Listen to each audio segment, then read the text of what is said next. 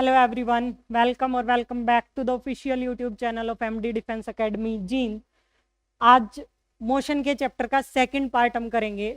Last class में हमने किया था डिस्टेंस, डिस्प्लेसमेंट, वेलोसिटी और यूनिफॉर्म मोशन। आज हम करेंगे graphical representations, velocity time graph, distance time graph. First जो है that is velocity time graph. Velocity time graph, graph जब भी स्टडी करने हैं, चाहे वी टी ग्राफ है, वेलोसिटी टाइम ग्राफ है, चाहे D T distance time graph है, दोनों में ही स्लोप सबसे पहले आपने चेक करनी है ग्राफ की। स्लोप क्या बताती है? डिस्टेंस टाइम अगर ग्राफ है, डिस्टेंस टाइम ग्राफ है, तो उसमें स्लोप वेलोसिटी बताती है, स्पीड बताती है। वेलोसिटी टाइम ग्राफ जो है उसमें यूनिफॉर्म मोशन अगर है, यूनिफॉर्म मोशन के केस में वेलोसिटी टाइम ग्राफ, वेलोसिटी लेंगे, एक साइड टाइम लेंगे ग्राफिकल रिप्रेजेंटेशन में। ओरिजिन से पास करते हुए ग्राफ अगर जा रहा है और स्ट्रेट लाइन में जा रहा है तो इसमें हम स्लोप निकालते हैं अलग अलग पॉइंट्स के लिए। ये जो स्लोप आती है वेलोसिटी टाइम ग्राफ में, ये क्या देती है? ये एक्सेलरेशन देती है, एक्सेलरेशन रिप्रेजेंट करती है। क्यों? क्योंकि एक्सेलरेशन का क्या फॉर्मूला होता है? That is velocity divide by time. और ग्राफ में अगर हम देखें तो स्लोप का क्या फॉर्मूला होता है? That is y2 minus y1 divide by x2 minus x1। और दोबारा ग्राफ की तरफ अगर देखेंगे जो, तो y एक्सिस पे क्या प्रेजेंट है? वेलोसिटी प्रेजेंट है, तो यहाँ पे v2 माइनस v1 हो जाएगा। और x एक्सिस पे क्या प्रेजेंट है? दैट इज टाइम, हो जाएगा t2 माइनस t1। तो स्लोप जो है वेलोसिटी टाइम ग्राफ की वो एक्सेलरेशन देगी। First important point. Second is velocity time graph है आपके पास, दिस काइंड ऑफ ग्राफ। इस ग्राफ में ये एक सेकंड क्वेश्चन बनता है कि जो वेलोसिटी टाइम ग्राफ के अंडर का एरिया है वो क्या रिप्रेजेंट करता है? वेलोसिटी टाइम ग्राफ में, वीटी ग्राफ में, area under graph distance represent करता है। डन। निकाले कैसा जाएगा? यहां से इसको स्ट्रेट लाइन एक्स एक्सिस से मैच करेंगे, कोऑर्डिनेट्स काउंट करेंगे। This is 40 for Y axis and 1.2 for X axis. इधर से देखेंगे तो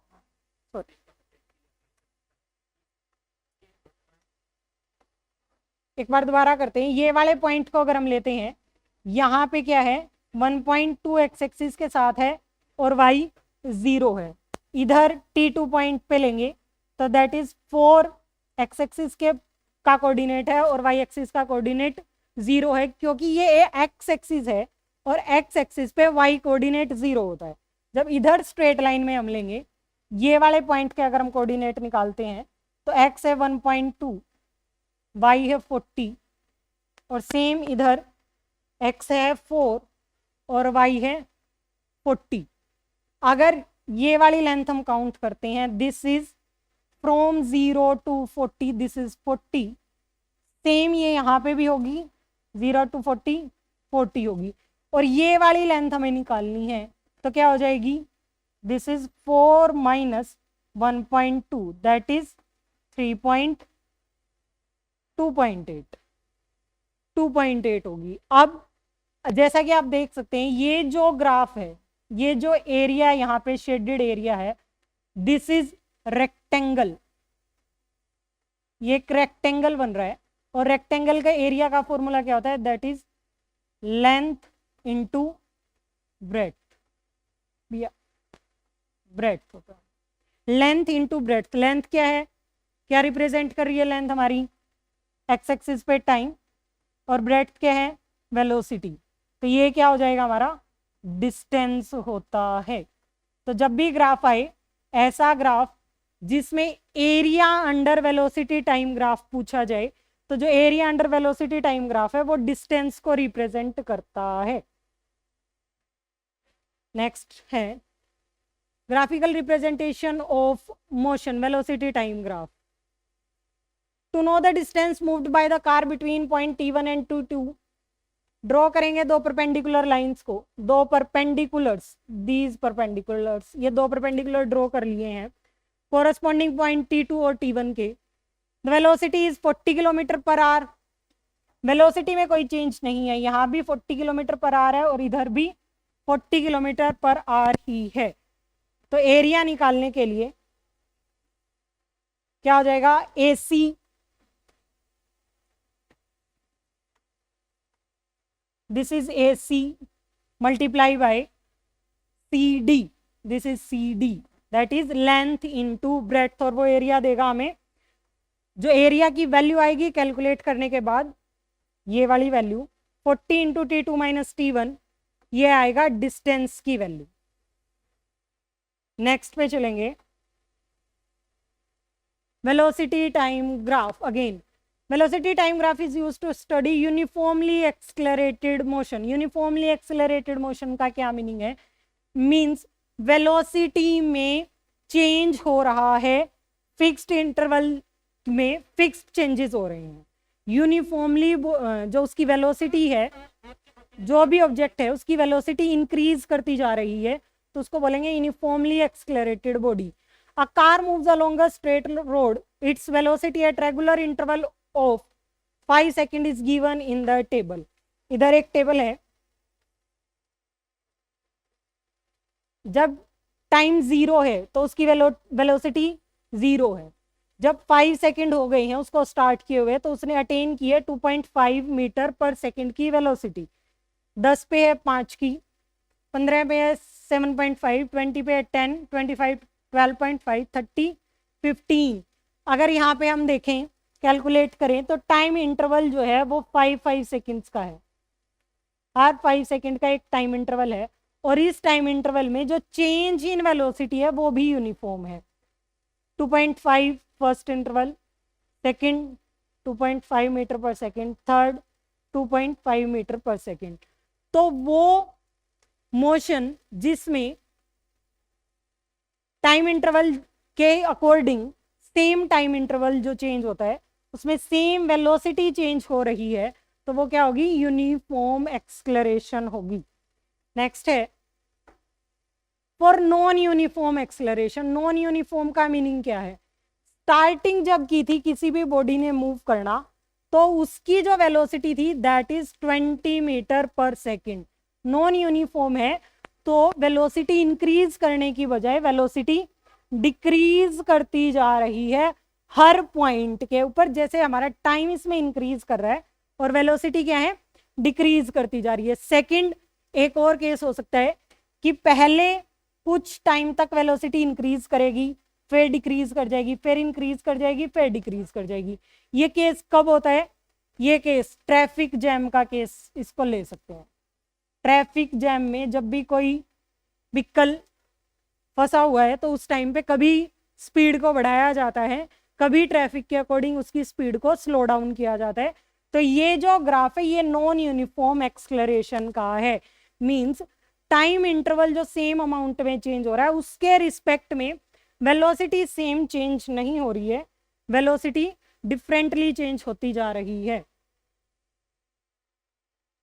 एक एक्टिविटी है, the time of arrival and the departure of a train at 3 station. 3 station लिए गए हैं, A B and C. Station A B and C, 3 station. इस ग्राफ को अगर हम स्टडी करने की कोशिश करें तो क्या होगा, यहां से शुरू हो रहा है कुछ टाइम इंटरवल, 0 से अगर शुरू करते दैट मीन्स इतने टाइम के लिए वो रेस्ट पे था, इतने आवर्स के लिए रेस्ट पे है। फिर उसने एक यूनिफॉर्म मोशन शो की है क्योंकि सेम इंटरवल्स में सेम वेलोसिटी चेंज हो रहा है। ये जो ग्राफ हो रहा है हमारा दैट इज यूनिफॉर्म मोशन का ग्राफ। और अगर हम सेकंड को देखें, this is uniform motion. Second point की अगर बात करें, ये वाला पॉइंट, दिस पॉइंट, इस पॉइंट के ऊपर हम देखेंगे टाइम तो बढ़ रहा है बट वेलोसिटी में कोई चेंज नहीं है। जब भी कभी ग्राफ में टाइम चेंज होता जा रहा है आपका, लेकिन वेलोसिटी में कोई चेंज नहीं है। तो ये जो स्टेज रिप्रेजेंट कर रही है, ये रिप्रेजेंट कर रही है रेस्ट को। दैट मीन्स इतने टाइम के लिए फ्रॉम 11:15 टू 11:30 15 मिनट्स के लिए ट्रेन स्टेशन बी पे रुकी हुई है, रेस्ट की पोजीशन में है। 15 मिनट्स के बाद फिर चलती है, फिर से टाइम इंटरवल इंक्रीज हो रहा है और उसके रिस्पेक्ट में फिर से यूनिफॉर्म मोशन ट्रेन शो कर रही है। फिर स्टेशन सी पे जाने के बाद 1 PM, यहां से 1 PM से 1:15 15 मिनट के लिए फिर से ट्रेन किया है, रेस्ट की पोजीशन पे है। Got it? The plot and interpret the distance time graph for the train assuming that train motion between two station is uniform. Means आपने इस ग्राफ को स्टडी करके बताना है। तो इस पॉइंट से लेके पहला पॉइंट इसको मान लेते हैं x, y, z, c and d, ऐसे पॉइंट्स ले लेते हैं। तो x से y तक जो मोशन है वो हमारी यूनिफॉर्म मोशन है, y टू z रेस्ट पे है, z to c again uniform motion है और C to D again rest पे ट्रेन है। नेक्स्ट में चलेंगे, दैट इज सेम। ये एक सेकंड क्वेश्चन है graph. Firoz and his sister Sania go to school on their bicycles, both of them start to at the same time. दोनों घर से सेम टाइम पे चलते हैं, 8 AM दोनों ने घर से स्टार्ट किया है। जब भी स्टार्ट किया जाता है किसी भी ऑब्जेक्ट को, तो उसकी जो इनिशियल वेलोसिटी उसको क्या लेते हैं हम, 0। यू क्या है, 0 है। From their home but take different time to reach to the school although they follow the same route. Table shows the distance travelled. 8:05 पे मीन्स 5 मिनट के गैप पे फिरोज ने 1 किलोमीटर का डिस्टेंस ट्रेवल किया है, सानिया ने 800 मीटर्स का डिस्टेंस ट्रेवल किया है। यहाँ 1 किलोमीटर का डिस्टेंस आया है। अगेन नेक्स्ट 5 मिनट्स में फिरोज ने 900 मीटर का डिस्टेंस ट्रेवल किया है। इधर देखेंगे तो 800 मीटर्स का डिस्टेंस ट्रेवल किया गया है। नेक्स्ट 5 मिनट का इंटरवल 900 मीटर, 700 मीटर, इधर आएगा 800 मीटर और नेक्स्ट यहाँ पे क्या है 700 मीटर। 3.6 इतने किलोमीटर तक उनको जाना है। तो दैट मीन्स 8:20 पे फिरोज स्कूल पहुंच चुका है, बट उसकी सिस्टर अभी भी उससे कितना पीछे है, 600 मीटर्स के डिस्टेंस पे पीछे है। Plot the distance time graph for their motion on the same scale. Same scale पे आपने इसको रिप्रेजेंट करना है। एक ग्राफ पे एक साइड पे आप टाइम लेके चलेंगे, मान लिया एक्स एक्सिस पे टाइम लिया है, वाई एक्सिस पे हम डिस्टेंस लेके चल रहे हैं, तो ये ग्राफिकल रिप्रेजेंटेशन होगी। एक और बड़ा इंपॉर्टेंट क्वेश्चन यहाँ से बनता है, 2 ग्राफ्स आपको दे देता है, सेम एक ही ग्राफ में 2 रिप्रेजेंटेशन आती हैं, हम इसी में से लेके चलते हैं ए और बी। वेलोसिटी टाइम ग्राफ के लिए ए और बी 2 ग्राफ की रिप्रेजेंटेशन आपको मिलेंगी और इसमें क्वेश्चन जो पूछा जाता है दैट इज दोनों में से स्लोप किसकी ज्यादा है, ए की स्लोप ज्यादा है या बी की स्लोप ज्यादा है। Slope of A and slope of B, A की स्लोप ज्यादा है या बी की स्लोप ज्यादा, ये क्वेश्चन आता है। तो इसमें एक चीज आपने ध्यान रखनी है, आप एक्स एक्सिस से, ये एक्स एक्सिस है, इधर वाई एक्सिस है, आप एक्स एक्सिस से एंगल चेक करेंगे दोनों ही ग्राफिकल रिप्रेजेंटेशन का। बी के लिए अगर हम देखते हैं तो इतना से एंगल बन रहा है और ए के लिए देख रहे हैं तो इससे कुछ ज्यादा बन रहा है। अगर ये एक्स है तो मान लिया ये वाई है जो एक्स्ट्रा है, तो ए के लिए कितना एंगल बन रहा है, एक्स है, और बी के लिए कितना बन रहा है, एक्स प्लस वाई बन रहा है, कुछ एडिशन हो रहा है एंगल में। तो जिस भी ग्राफिकल रिप्रेजेंटेशन का एंगल विद एक्स एक्सिस ज्यादा होगा उसी की स्लोप ज्यादा होगी। Slope of A will be greater than B. Got it? अगर जिस भी ग्राफिकल रिप्रेजेंटेशन का एंगल एक्स एक्सिस के साथ आपने चेक करना है, एक्स एक्सिस के साथ जिसका एंगल ज्यादा बन रहा है उसी की स्लोप ज्यादा होगी। Got it? ये बहुत इंपॉर्टेंट क्वेश्चन बनता है कॉम्पिटिटिव एग्जाम ऑफ व्यू से, वन वर्ड में क्वेश्चन इजीली पूछ लिया जाता है। नेक्स्ट चलेंगे इक्वेशन ऑफ मोशन पे। इक्वेशन ऑफ मोशन 3 है, डेरिवेशन हमारे सिलेबस का पार्ट नहीं है। First equation of motion is v is equal to u plus a t. यहाँ आपको पता होना चाहिए वी यू क्या है। u is the initial velocity. Initial velocity क्या होती है? जब कोई ऑब्जेक्ट मोशन करना स्टार्ट करता है। देन v फाइनल वेलोसिटी, वो वेलोसिटी जो किसी ऑब्जेक्ट ने एक सर्टन टाइम के बाद अटेन कर ली होती है। उसके बाद एक्सलेरेशन। एक्सलेरेशन क्या होता है? Change in velocity divide by time. Time है, टाइम को मेजर करने के लिए सेकंड्स। एस जो है वो रिप्रेजेंट करता है डिस्टेंस को। ये जो तीनों इक्वेशन ऑफ मोशन दी थी, ये दी थी न्यूटन ने। इनको न्यूटन्स इक्वेशन ऑफ मोशन भी बोला जाता है। एक और चीज याद रखनी है, जो बच्चे कॉम्पिटिटिव एग्जाम की तैयारी करते हैं इनको सीरीज वाइज ही आपने याद रखना है। बहुत बार पेपर में क्वेश्चन आता है फर्स्ट इक्वेशन ऑफ मोशन क्या है, तो फर्स्ट, सेकंड और थर्ड आपको इनको डायरेक्ट सीरीज में ही याद करना है। First equation is v is equal to u plus a t, second is s is equal to u t plus half a t square, and third is v 2as is equal to v square minus u square, या फिर v square minus u square is equal to 2as। एक और important question इसमें से निकल के आता है, आपको इक्वेशन ऑफ मोशन दे दी जाएगी। इक्वेशन ऑफ मोशन देने के बाद वो पूछता है, मान लिया यही एक इक्वेशन ऑफ मोशन आपको दे दी है, v is equal to u plus a t. वो पूछेगा कि ये इक्वेशन ऑफ मोशन किन के बीच में रिलेशन बताती है।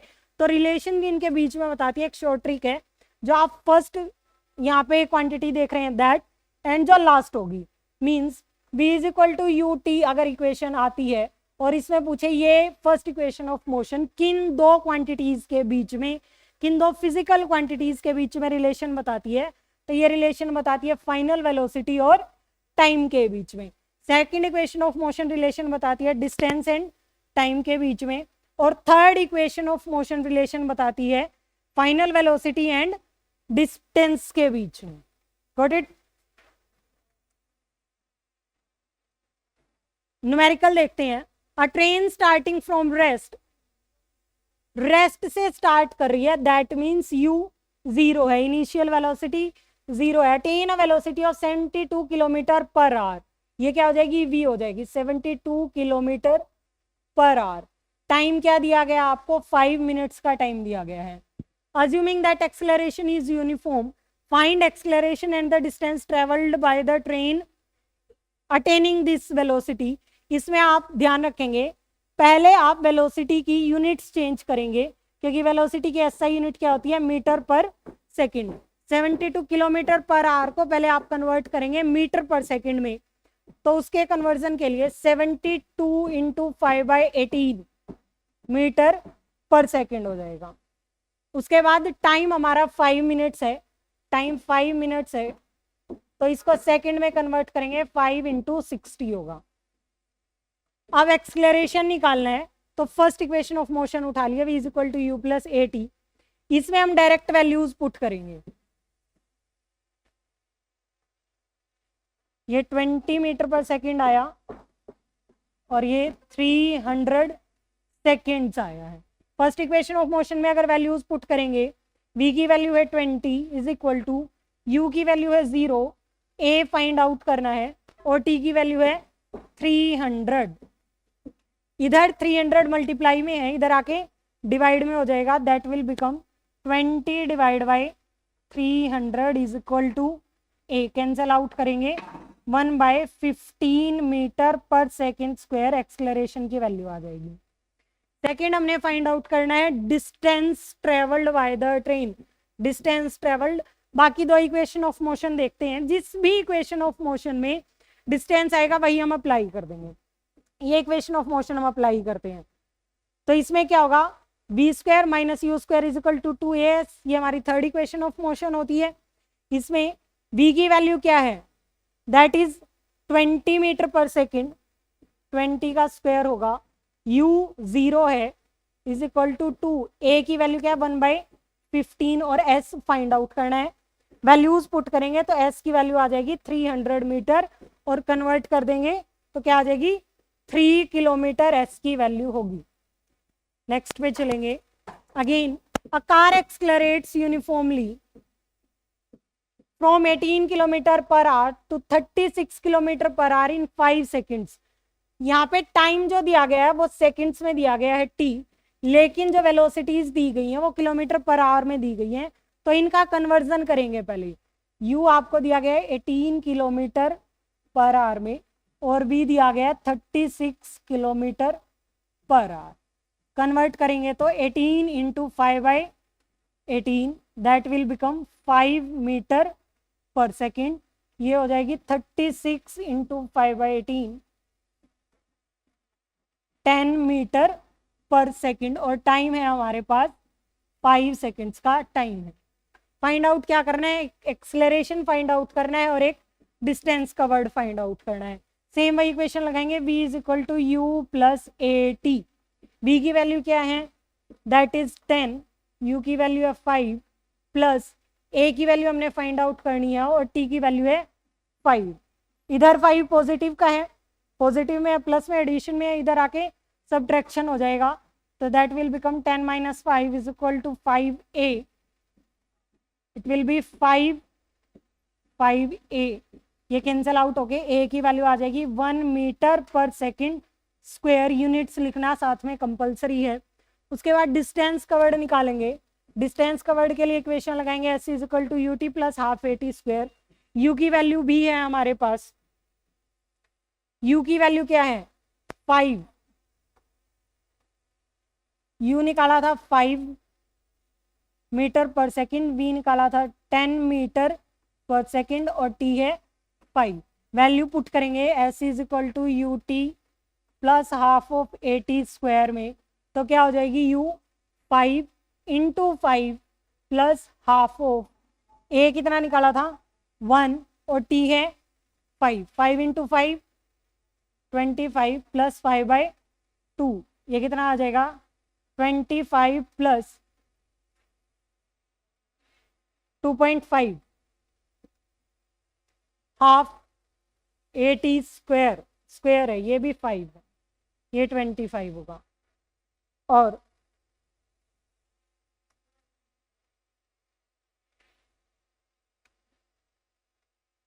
प्लस इसको डिवाइड करेंगे तो 12.5 आ जाएगा और इसको कैलकुलेट करेंगे 37.5 मीटर इसका आंसर होगा।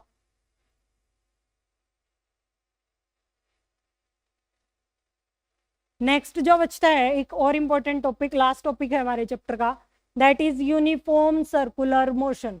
मींस कोई ऑब्जेक्ट है जो एक सर्कुलर पाथ पे मूव कर रहा है, क्लोज्ड पाथ से, this is circular path, circle में मूव कर रहा है, इसकी मोशन को कैलकुलेट करना है।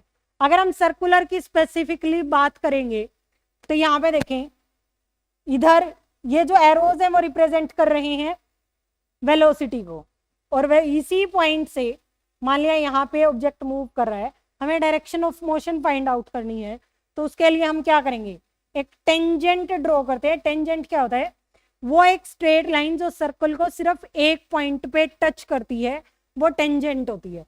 ये जो टेंजेंट है ये डायरेक्शन ऑफ मोशन दिखाएगा उस ऑब्जेक्ट के लिए जो ऑब्जेक्ट मूव कर रहा है।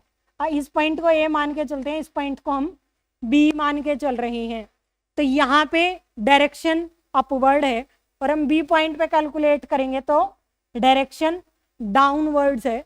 तो इसमें आपने जो मेन इंपॉर्टेंट चीज याद रखनी है कि जब भी सर्कल में कोई भी ऑब्जेक्ट मूव कर रहा होता है उसके लिए स्पीड 0 होगी।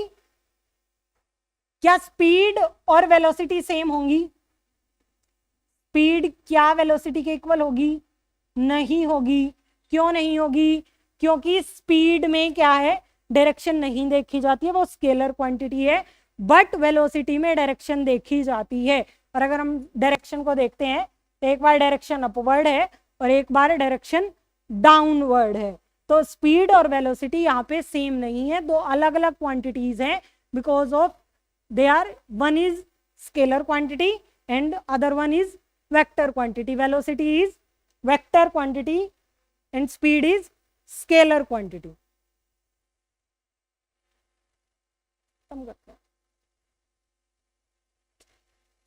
The circumference of a circle of radius r is 2 pi r.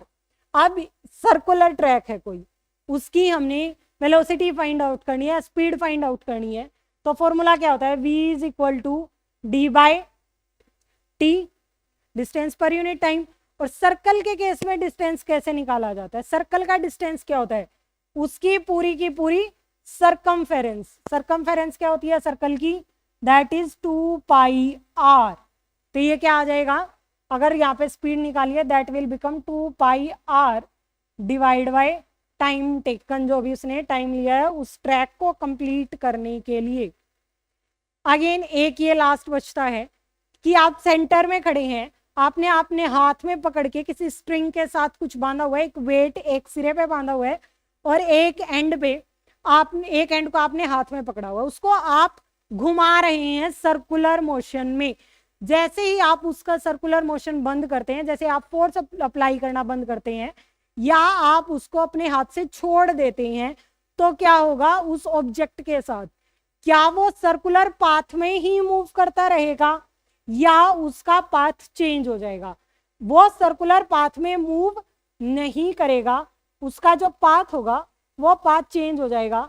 For example इस पॉइंट के ऊपर आके हमने स्ट्रिंग को छोड़ दिया है, रिलीज कर दिया है हमने उसको, तो इसी पाथ से वो जो वेट था जो हमने स्ट्रिंग के साथ बांधा था वो यहीं से स्ट्रेट लाइन में मोशन करना शुरू कर देगा। Thank you. यहाँ पे चैप्टर कंप्लीट होता है हमारा 9th क्लास का फर्स्ट चैप्टर मोशन। कुछ डाउट है तो आप कमेंट बॉक्स में पूछ सकते हैं। Thank you so much.